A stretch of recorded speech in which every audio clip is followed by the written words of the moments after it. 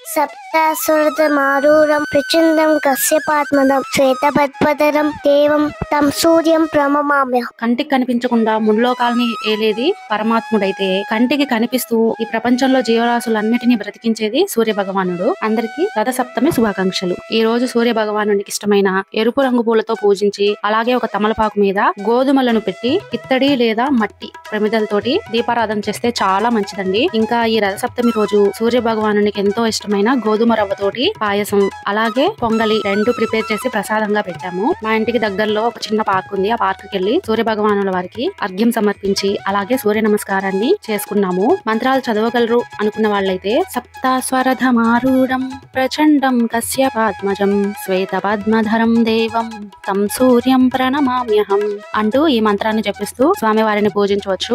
లేదు ఈ మంత్రాలు చదవటానికి నోరు తిరగదు అనుకున్న వాళ్ళు ఎవరైనా సరే ఓం ఆదిత్యాయ నమః అని కానీ, లేదంటే ఓం నమో సూర్యదేవాయ నమః అని కానీ ఒక్క నమస్కారం చేసుకున్నా సరిపోతుందండి. మాకైతే జిల్లేడాకులు దొరకలేదు, ఇంకా రేగి పళ్ళు, రేగు ఆకు ఇవి కూడా దొరకలేదండి. అతి కష్టం మీద చిక్కుడుకాయలు అయితే దొరికాయి. సో అవి లేవు ఇవి లేవు అని ఫీల్ అయ్యకంటే ఉన్న వాటితో ప్రశాంతంగా పూజ చేసుకుందామని డిసైడ్ అయ్యాను. సైన్స్ పరంగా మనం ఎంత ముందుకెళ్ళినా ప్రతి ఒక్కరికి తెలుసు సూర్య భగవానుడి నుంచి వచ్చే సూర్యకిరణాలు లేకుండా ప్రపంచంలో ఏ జీవరాశి శరీరం కూడా ఉండలేదు అని చెప్పి. అందుకే మన భారతదేశంలో సూర్య భగవానుడికి అంత ప్రత్యేకమైన స్థానం ఉంటుంది. ఇంకో మంచి వీడియోతో మళ్ళీ కలుస్తాను.